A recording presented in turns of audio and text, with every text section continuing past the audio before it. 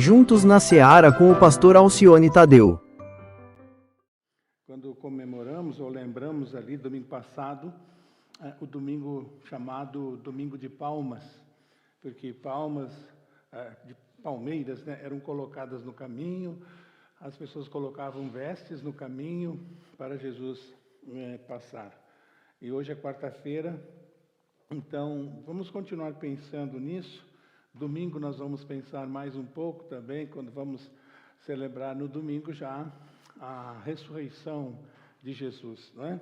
É só para a gente, a título de introdução, vamos assim dizer, quem desejar, quiser anotar, seria interessante ter isso, de repente, na sua Bíblia, se ainda não tem, ao pé de um texto, né? Como foi essa última semana de Jesus entre nós, tá bem? Então, como já falei, domingo, a entrada triunfal em Jerusalém. Vamos falar assim, uma linguagem de hoje, a agenda de Jesus na última semana. Então, no domingo, ele entra em Jerusalém. De segunda a quarta-feira, como nós falamos no domingo também, a vontade de destruir, de matar Jesus entre os religiosos era muito grande. Já estava assim, não passava daquela semana, podemos dizer. Jesus estava jurado de morte por aqueles homens. Então, de segunda-feira até quarta-feira, se você acompanhar qualquer dos evangelhos aí, você vai ver Jesus num confronto direto, como nós usamos na gíria, batendo de frente com aqueles líderes religiosos, que não aceitavam de maneira nenhuma ele, Jesus, como o Messias. Na quinta-feira, ele pede para os discípulos irem preparar um lugar para a celebração da Páscoa. Eles perguntam para Jesus: onde queres que preparemos a Páscoa? Jesus era judeu, também comemorava a Páscoa. Então, eles pedem uma sala emprestada, como o jumentinho já tinha sido emprestado, agora uma sala emprestada. Eles vão preparar a mesa para a celebração da Páscoa. Quem consegue aqui, numa dinâmica bem rápida, aqui de 2 minutos e meio, recordar para nós o que tinha na mesa para celebrar a Páscoa, o que era posto na mesa na celebração da Páscoa. Vamos lá, qual era a comida, quais os elementos? Quem lembra? Pão sem fermento, ervas amargas, 3. Só? Pão sem fermento, ervas amargas, vinho, que mais? Só isso? O carneiro, né? O principal ali, o que lembrava o carneiro, né? O que João Batista disse quando viu Jesus? Eis aí o Cordeiro de Deus que tira o pecado do mundo. Por que pão sem fermento? Você saberia explicar para o seu amigo, para o seu irmão, amanhã para o seu colega de trabalho, por que o pão da Páscoa ali na celebração era sem fermento? Quem sabe explicar? Rapidinho também, 1 minuto e meio para você explicar para o seu amigo. Por que não botava fermento? De lá da onde? Muito bem. O fermento, quem faz pão em casa, quem já trabalhou como padeiro, quando você faz o pão, você coloca o fermento e tem que esperar ele subir, crescer bastante, né? E não sei quantos aqui sabem, né? Mas a minha primeira profissão foi auxiliar de padeiro. Olha que negócio. Né? Adolescente ainda trabalhei com isso, lembro bem disso, e na minha casa se fazia pão. Mas o fermento tinha que ser posto e esperar o pão crescer através daquele fermento. Não põe um fermento, porque essa noite não vai dar tempo de esperar o pão crescer. Por isso, o pão sem fermento. As ervas amargas lembravam o quê? Eles comiam ali na mesa. Ervas amargas. O que eles sofreram, quanto que eles sofreram naqueles anos todos como escravos no Egito, quando comiam aquelas ervas amargas, né? E o carneiro assado, isso vem desde Êxodo, capítulo 12. Se você quiser ver onde nasceu, onde foi celebrada, temos as orientações sobre a celebração da Páscoa, você abre em Êxodo capítulo 12 e falar as orientações de de Deus, passo a passo, para o povo celebrar a Páscoa, então. E essa noite, vocês vão sair daqui, né? Celebração da Páscoa, então, na quinta-feira à noite. Quem lembra o que deviam fazer com o sangue do cordeiro? Quem lembra? O que deviam fazer rapidamente, 1 minuto, 1 segundo, para dizer. Pegando o sangue do cordeiro, era para fazer o quê? Colocar nos umbrais das portas das casas, porque o anjo saberia, passaria ali, não é? E aquelas casas que tivessem a marca do sangue do cordeiro, o anjo da morte não entraria naquela casa. E olha, irmãos, que ilustração para hoje. Até os nossos dias, você dá um sermão sobre família, né? A sua casa já foi sinalizada pela... Obrigado, Beto. Obrigado. Sua casa já foi sinalizada, sua casa já foi marcada pelo sangue de Jesus, né? Simbolismo de salvação. Ali a morte não entraria. Algo para a gente pensar nessa semana, né? Sua casa já está demarcada pelo sangue de Jesus. Quantos são salvos já? Todos. Então continue falando que nem Josué. Eu e a minha casa serviremos ao Senhor. Sexta-feira, então, o julgamento cheio de falhas, de quinta para sexta de madrugada, Jesus passa por aquele julgamento na casa de Caifás, e ele é acusado então pelos líderes religiosos ali, que ele estava promovendo um levante e que ele tinha que morrer. Só que esse tribunal religioso não tinha poderes de morte, não podia matar. Então eles precisavam do aval de Pilatos, tinham que levar Jesus até Pilatos. Então Jesus saiu da ceia, onde Judas o traiu ali, na madrugada de sexta-feira, na casa de Pilatos, de Caifás. Não podia haver, a lei determinava, não podia haver julgamento de madrugada. Já começa por aí o problema, né? Era preciso testemunhas. Tem uma série de coisas que não foram seguidas ali, porque eles tinham pressa de matarem Jesus. O que acontece, além do julgamento errado, outro fato importantíssimo que acontece na casa de Caifás. Quem lembra? Rapidinho, quem lembra o que acontece na casa de Caifás, que marca muito o cristianismo, marcou muito a crucificação, a morte e a crucificação de Jesus. Outro fato. Vocês sabem. Pedro.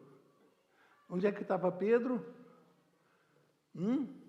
Ele que tinha dito, não te deixarei, não te abandonarei, mesmo que todos te negarem, eu não te negarei. Não foi isso que Pedro disse horas antes? Aí ele foi e sentou aonde? Com os empregados da casa de Caifás, certo? E lá ele ficou ao redor do fogo, então tudo indica que era uma noite de muito frio. E interessante a palavra da empregada da casa, né? Você está se entregando por causa do seu sotaque, a sua fala, né? A sua linguagem, o seu jeito de falar está mostrando que você também andava com Jesus. Nunca conheci esse homem, nunca vi esse homem, não sei quem é esse homem. Quando Jesus sai da casa de Caifás, então Jesus olha, diz o texto bíblico que o olhar de Jesus cruzou com o olhar de Pedro. E aí Pedro se lembrou, né, da palavra de Jesus. Hoje à noite ainda 3 vezes, né, me negarás. Então, eu me lembro, toda vez que eu vejo Pedro sentado ali, ao redor daquele fogo, vocês lembram de um salmo? Qual é o salmo que você lembra? Não vos assenteis na roda dos escarnecedores. O dia que Pedro sentou, andava sempre com Jesus. 3 anos acompanhando o ministério de Jesus. No dia que ele sentou, ele não teve condições, né, de superar ali a prova que ele estava passando, e acaba acontecendo com ele exatamente o que Jesus havia dito que aconteceria. Muito bem, vamos continuar aqui rapidinho. Quando foi que essa situação entre Pedro e Jesus, ocorrida ali na casa de Caifás, foi consertada? Quem lembra? Foi consertada, quem lembra? Galileia. Tudo aqueles mares. Muito bem. Daquele dia ali, eles não se encontraram mais. Aí teve os 40, Jesus ressuscita no domingo, 40 dias aqui, né? E ele diz lá para as mulheres: diga aos discípulos que sigam até o mar, e lá vou, na Galileia, e nós vamos nos encontrar lá. Passam aqueles 40 dias, e Pedro e Jesus não têm mais um papo, não andam mais juntos. E então, qual é o diálogo deles depois de comerem lá de novo na praia, né, pescaram as 3 perguntas de Jesus para Pedro: amas, tu me amas, tu me amas. 3 vezes ele negou, 3 vezes Jesus perguntou se ele amava Jesus. Estão fazendo as conexões, né? Por que foi importantíssimo esse encontro de Jesus com Pedro e essa conversa olho no olho entre Jesus e Pedro? Por que foi importante? Alguém tem uma ideia? Por que aconteceu? Por que foi importante?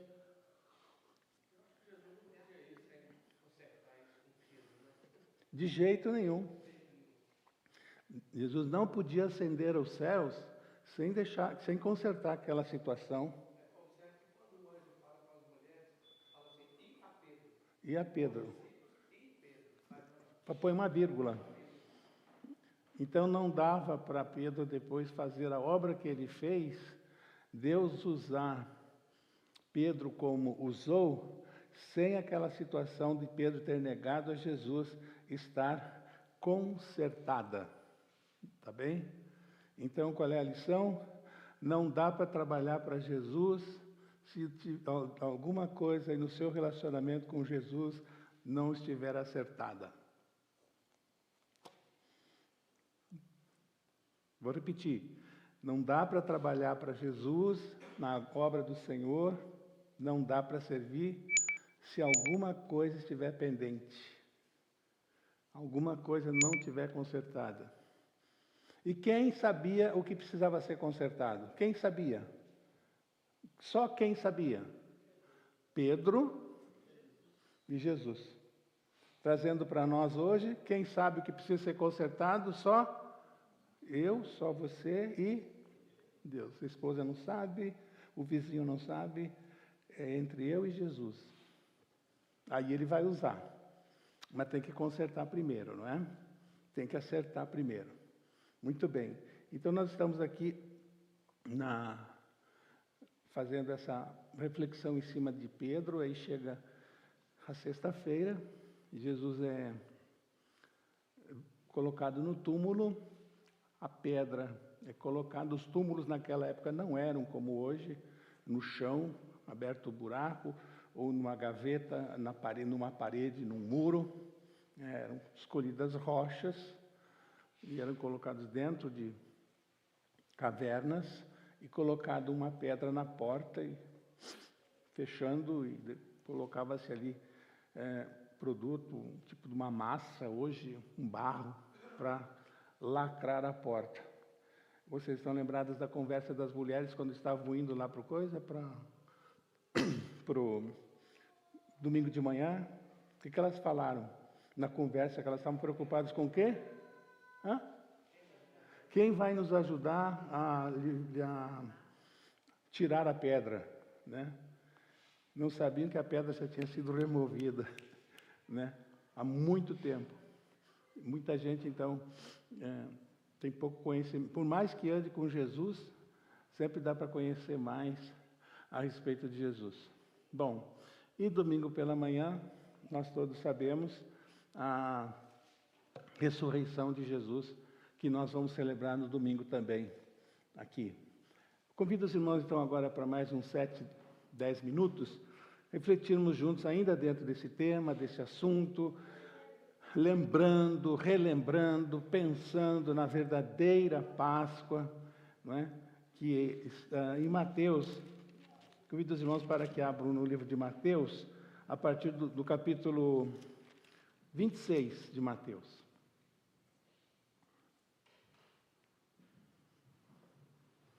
Livro de Mateus, capítulo 26.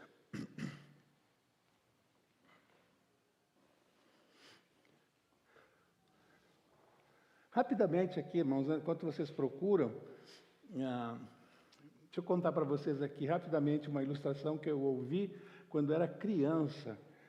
Não lembro a minha idade, mas nunca mais esqueci.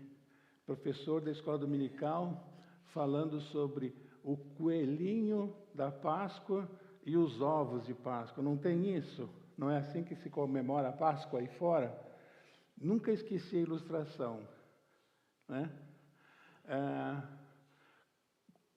Vocês já viram uma ninhada de coelhinhos? A coelha dá um coelhinho? É 8, 6, né, 10, é uma capacidade de procriar muito grande do coelho, né? De repente você tem que doar para os vizinhos, levar para o sítio, muito coelhinho, certo? E o que é um ovo? Se ele botar ele para chocar, o que tem dentro de um ovo? Tem uma vida ali dentro, certo? Nunca esqueça essa explicação. Então, a Páscoa é proliferação de vida. Coelho e ovos. Proliferação de vidas. Não está na Bíblia isso, né? Não está na Bíblia. É uma ilustração que eu ouvi, ainda criança, e nunca mais esqueci, mas pegou essa questão aí e aplicou na palavra, né? Naquilo que nós cremos. Vida e vida em abundância, né? O coelhinho e os ovos de Páscoa. Diz assim o verso 36, então, de Mateus 26. Né? Quando nosso neto, então, nosso filho falar sobre o coelhinho, sobre os ovos, você diz, isso não tem nada a ver, mas eu posso te contar uma história, né? Assim, fazer essa aplicação, né? Com a atenção de que não está na Bíblia, né? Com a ressalva de que não está na Bíblia. Então Jesus foi com seus discípulos, verso 36, para um lugar chamado Getsêmani e lhes disse, sentem-se aqui enquanto vou ali orar. Levando consigo Pedro e os 2 filhos de Zebedeu. Começou a entristecer-se e a angustiar-se. Disse-lhes então, a minha alma está profundamente triste, numa tristeza mortal. Fiquem aqui e vigiem comigo. Indo um pouco mais adiante, prostrou-se com o rosto em terra e orou. Meu Pai, se for possível, afasta de mim esse cálice. Contudo, não seja como eu quero, mas sim como tu queres. Depois voltou aos seus discípulos e os encontrou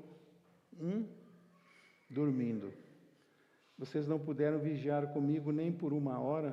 Perguntou ele a Pedro. Vigiem e orem para que não caiam em tentação. O espírito está pronto, mas a carne é fraca. Retirou-se outra vez para orar. Meu Pai, se não for possível, afastar de mim esse cálice sem que eu o beba, faça-se a tua vontade. Quando voltou, de novo, os encontrou dormindo, porque seus olhos estavam pesados. Então os deixou novamente e orou pela terceira vez, dizendo as mesmas palavras. Depois voltou aos discípulos e lhes disse: vocês ainda dormem e descansam? Vocês ainda dormem e descansam? Chegou a hora. Eis que o Filho do Homem está sendo entregue nas mãos de pecadores. Levantem-se e vamos. Aí vem aquele que me trai.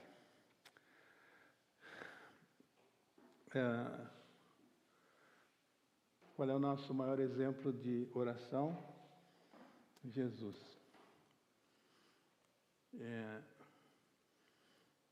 Enquanto a gente dorme, enquanto os homens dormiam, Jesus estava orando, né?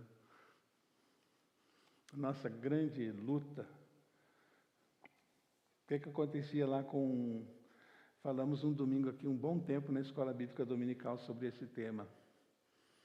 Quando Moisés mandou Josué para a luta, para a batalha, enfrentar o inimigo, Moisés disse: eu vou para o monte e estarei orando de mãos levantadas por você. E quando Moisés estava com as mãos levantadas, Josué vencia, ganhava na batalha. Estão lembrados, né? Quando Moisés cansava, baixava os braços, Josué perdia. Até que conseguiram uma pedra para Moisés sentar, e Arão, que estava com ele, seguravam, e o outro ancião, seguravam os braços de Moisés para Josué não sofrer perdas, continuar vencendo, continuar. Então, quer dizer que trabalhar, lutar de segunda-feira a sábado não cansa. 15 minutos de oração por dia cansa. Já ouviram pessoas dizer: hoje eu não vou na igreja porque eu estou o quê? Muito cansado. Você diz isso segunda, eu não vou trabalhar hoje. Fala, pode falar. Eu não vou trabalhar hoje porque eu estou muito cansado. Fala isso. Essa semana eu não vou trabalhar porque eu estou muito cansado. Né? Eu não vou orar porque eu estou muito cansado. Não vou na igreja porque eu estou muito cansado. Moisés orando cansava. Josué na labuta, lutando, não se cansava. Porque tinha Moisés intercedendo por ele. Então grava aí de novo, aí pode botar até no cantinho aqui dessa... Vamos recordar que na igreja, sempre que a gente fala em oração, a gente procura recordar, né, esses 4 inimigos da oração. Nós temos 4 inimigos que não querem que a gente ore. Estão pertinho da gente todo dia. Primeiro, o sono. Você está animado, está feliz, tomou um banho, está super disposto. Vou ler a Bíblia e orar um pouco. Como é que vocês falam lá na Bahia? Dá uma leseira, né? Aprendi com os baianos, não sei se é lá da Bahia essa expressão, né? É lá na Bahia que usa, dá uma leseira, né? É a expressão lá da Bahia. Aí dá sono, né? A gente fica ligadão ali 90 minutos num jogo de futebol. Segundo inimigo, quando você for ter, você tem que ficar ligado, que vai tentar te atrapalhar, não deixar você orar. Cansaço. Esse é o problema aqui deles. Vocês ainda dormem? Não puderam orar nem uma hora comigo? Cansaço. Aí voltamos lá, Moisés e Josué. Terceiro inimigo, vai atacar você quando você se dispuser a orar alguns minutos por dia. Divagações. O que é isso? Você tenta se concentrar ali e tem que pagar aquela conta amanhã. Será que deixei alguma coisa no fogo? Será que eu tomo banho primeiro, depois eu... Será que tocou a campainha? Será que eu desliguei o celular? Essa semana eu tenho que ir lá naquela loja. Essa semana eu tenho que telefonar para fulano. Bem naquela hora você começa devagar. Devagar é isso. Aí levar a sua mente a vários lugares. Divagações, né? Então isso exige da gente disciplina para vencer o sono, vencer o cansaço, vencer as divagações, né? Ficar divagando, viajando, como a gente fala, né? E tem mais uma. Alguém lembra qual é a quarta? As interrupções. As interrupções. Não sei se acontece com vocês. Você está em casa, no sofá, está passeando, ninguém te telefona, ninguém te procura, o marido não pede toalha, né? A mulher não puxa assunto, aquele silêncio, você vou orar. É você fechar a porta do quarto, é você sentar no sofá, abrir a sua Bíblia, quer ter um tempo com Deus, as interrupções. Mãe, esposa, marido, vamos conversar. Preciso conversar com você. Logo agora, tem que ser agora. Não sei se acontece com vocês. É por aí, não é mais ou menos isso? As interrupções. As pessoas... Aí o telefone toca.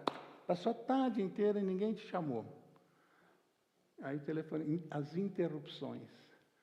Então, isso exige da gente disciplina, né? Muita disciplina, tá bom? E sempre lembrando, né, de Martinho Lutero. Vocês conhecem bem a história, não precisa ficar repetindo. Não sei se o Beto e a Cris sabem, mas vocês sabem a história de Martinho Lutero. Ele chegava todo dia no escritório dele, olhava a mesa dele, via tudo que ele tinha que fazer, ele botava as duas mãos na cabeça e falava: hoje eu tenho tanta coisa para fazer que eu tenho que orar pelo menos 3 horas. A gente fala o quê? Hoje eu tenho tanta coisa para fazer que não vai dar tempo de orar, né? Esse é o primeiro ponto aqui de Jesus. Queria compartilhar com vocês nesse texto de Jesus com esses 3 apóstolos no jardim do Getsemane. Agora, a segunda lição que eu quero compartilhar, no verso 37, irmãos. Levando consigo Pedro e seus 2 filhos, os 2 filhos de Zebedeu, né, Tiago e João, começou a entristecer-se e a quê, irmãos? Como é que diz na Bíblia de vocês aí? Na minha diz angustiar-se também. Muito bem. Disse-lhes então: a minha alma está profundamente triste, numa tristeza mortal. Fiquem aqui e vigiem comigo. Aí, vai mais adiante: se possível, Pai, afasta de mim esse cálice. Encontrou-os dormindo e retirou-se, verso 42, para orar mais um pouco. Pai, se não for possível afastar de mim esse cálice, sem que eu o beba, faça-se a tua vontade. Só uma frase, irmãos, para resumir esse meu segundo ponto, essa minha segunda reflexão com vocês hoje. O Calvário, onde Jesus deu a sua vida por nós, começou no Getsemane. Sofrimento já começou no sofrimento. O que o Beto leu ali na mesma tradução minha? Começou a angustiar-se.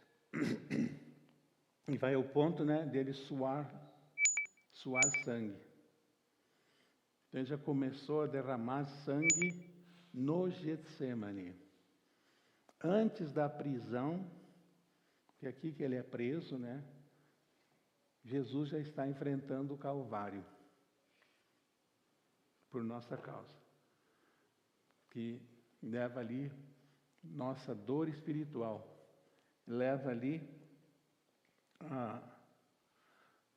aquilo que nós não tínhamos como resolver, não tínhamos como pagar, só Ele podia pagar, né? E outra ainda, 39, que é uma lição que a gente precisa aprender, como Jesus nos ensinou a fazer na nossa vida. 39, irmãos. Parte final. Meu Pai, entre vírgulas, diz o que, irmãos? Se for possível, passe de mim esse cálice. Todavia, como tu queres. Não como eu quero, mas como tu queres. Ou seja, nem Jesus, que era filho de Deus, determinou alguma coisa para Deus. Eu determino. Nem Jesus fez isso. Está determinado. Nem Jesus fez isso. O apóstolo Paulo tinha uma dificuldade terrível, né? Um espinho na carne, que ele disse. E aí ele fez o quê? Orou. Quantas vezes? 3 vezes para Deus tirar aquele espinho na carne, que ninguém sabe o que é. Na verdade, ninguém sabe. Tem especulações sobre isso. Quando ele orou pela 3ª vez, Deus disse para ele o quê? Você vai ficar com esse espinho, que esse espinho aí vai te deixar bem perto de mim. A minha graça te basta. Então, minha graça vai te cobrir todo o momento da sua vida. E você vai andar comigo e vai fazer uma grande obra, mesmo com esse espinho. Certo? Então, irmãos, vamos aprender isso aqui com Jesus. Não seja a minha vontade, mas a tua vontade. O que Deus quer? Né? Eu não sei se vocês já viram, a pessoal do 911 aqui, eu já vi algumas vezes. No Brasil é 190, se eu não me engano. Colocando camisa de força. Aqui as enfermeiras aí sabem. Quem que se coloca a camisa de força para segurar, para prender? Hein? Para dominar uma pessoa desequilibrada, né? Uma pessoa com desequilíbrio mental, a gente coloca uma camisa de força para controlar ela, né? Muitas vezes nós queremos colocar uma camisa de força em Deus. Tem que ser assim. E Ele não se presta para isso. Os meus pensamentos não são os vossos pensamentos. Isaías 55, né? Meus pensamentos são mais altos do que os vossos pensamentos. Então, vamos aprender isso com Jesus também. Pai, não como eu quero, mas como tu queres. Porque todas as coisas contribuem, Paulo. Jesus podia ter dito para Paulo, né? Quando ele pediu lá, todas as coisas contribuem para o bem daqueles que amam a Deus. Às vezes, irmãos, quando você está atravessando o vale, que a ideia lá de Salmo 23, você está passando pelo vale, você acha que o vale não tem fim, né? Não tem saída. Mas depois que você sai, e aí você olha para trás, pode ser 40 anos daqui. Pode ser 10 anos daqui. Lá atrás. Daqui a 10 anos, você olha para trás e você vai entender por que foi daquele jeito, por que Deus fez daquele jeito. Mas a gente quer a resposta quando? Ontem. Ontem a gente queria a resposta. E não é assim, né? Então o crente maduro, ele tem esse entendimento. O que é fé? Fé é a resposta que a gente dá ao amor de Deus. Entendeu? É a resposta que eu dou ao amor de Deus. Ele é suficiente, ele é só, se der tudo errado, ele é Deus, se der tudo certo, ele é Deus, se eu vou precisar passar pela cirurgia, ele é Deus, se eu chegar lá e o exame disser não tem nada, ele é Deus. Ele é Deus. Quando a gente chega nesse nível de espiritualidade, irmãos, então nós somos crentes maduros. Crentes maduros, quando a gente entende assim. Então a gente vive num relacionamento maduro, vive mais perto de Deus. Não é qualquer situação que vai nos derrubar. Amém, irmãos? Então vamos orar agora. Vamos baixar nossa cabeça. Coloca diante de Deus aí o que Deus falou no seu coração. Quem sabe algum desafio Deus colocou na sua vida que você precise fazer. E a gente não precisa do culto do dia 31 de dezembro. A gente não precisa ir num congresso de avivamento para fazer pactos com Deus. Pode ser num simples culto doméstico em casa. Pode ser num culto de oração, de meio de semana. Você pode fazer um voto, pode fazer um pacto, pode dizer, ó Senhor, como isso caiu bem no meu coração, eu quero experimentar. Eu quero experimentar. E estou aqui aberto. Como Jesus falou, né? Não como eu quero, mas como tu queres.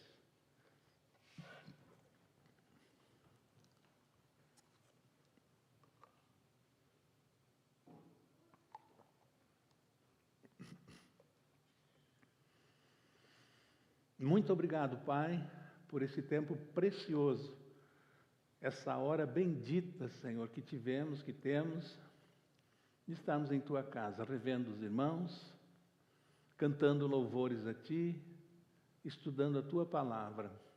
Muito obrigado, Pai. Que privilégio, que tremendo privilégio, podermos comparecer diante do Deus vivo, diante do único Deus, conhecer o Deus verdadeiro. Ó Pai, que privilégio! Milhares e milhares de pessoas gostariam de ter essa bênção que o crente tem, que nós temos, mas não tem, não conhecem no caminho Jesus, e nós temos. Louvado e agradecido seja o Teu nome, Senhor. Como diz o salmista, então nós nos prostramos diante de Ti, Senhor Deus, para Te agradecer. Muito obrigado pelo privilégio de Te conhecer, pela nossa salvação, pela maravilha, Senhor Deus, da comunhão na igreja. Por tudo Te engrandecemos. Abençoe cada irmão que está aqui, o que cada um agora firmou aí no seu coração. Tu possas ajudar, possas abençoar grandemente. Os motivos de oração daqueles irmãos que estão nos acompanhando pela internet, também Tu possas atender, possas socorrer. Nós falamos contigo no maravilhoso nome do nosso Salvador Jesus. Amém, Senhor.